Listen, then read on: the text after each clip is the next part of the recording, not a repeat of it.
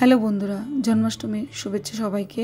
আজকে জন্মাষ্টমী উপলক্ষে যারা উপোস করছো বা ঠাকুরকে পুজো দিতে চাইছো তাদের জন্য আমি নিয়ে এসেছি দুটো দারুণ রেসিপি। একটা হলো সাবুদানার খিচুড়ি এবং আরেকটা হলো মাখানার পায়েস। প্রথমেই একটা কড়াইতে দিয়ে দিলাম অল্প পরিমাণে ঘি, হাফ চা চামচ গোটা জিরে এবং একটা শুকনো লঙ্কা ভেঙে, কয়েকটা বাদাম। লো টু মিডিয়াম ফ্লেমে বাদামগুলোকে কিছুক্ষণ রোস্ট করব।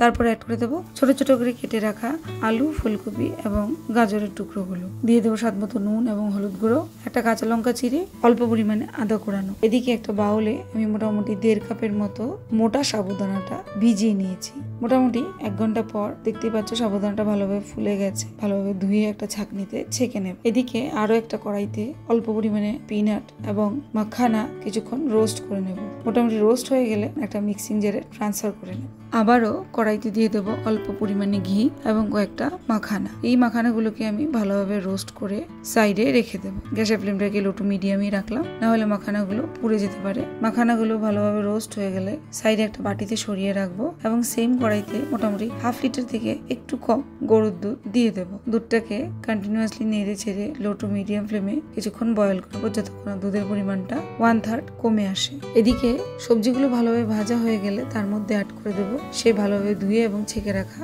মোটা সাবুদানাটা।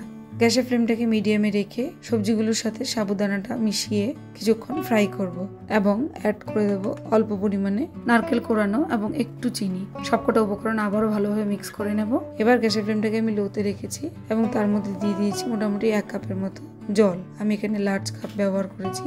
দিয়ে দেবো স্বাদ মতো নুন, ভালোভাবে মিশিয়ে নেব। তারপর ঢেকে লো ফ্লেমে কিছুক্ষণ কুক করব।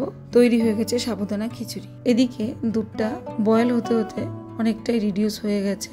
দিয়ে দেবো 2টো এলাচ, একটা তেজপাতা, নারকেল কোরানো।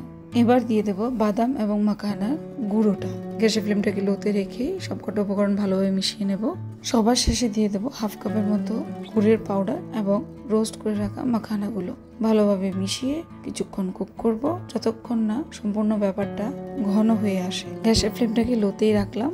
তৈরি হয়ে গেছে মাখানার পায়েস বা মাখানার ক্ষীর। পরিবেশন করব গরম গরম খিচুড়ির সাথে ঠান্ডা ঠান্ডা মাখানার ক্ষীর। আশা করি বন্ধুরা আজকের এই দুটো রেসিপি তোমাদের নিশ্চয়ই ভালো লেগেছে। ট্রাই করবে আজকের দিনে এবং আমাকে জানাবে। ধন্যবাদ।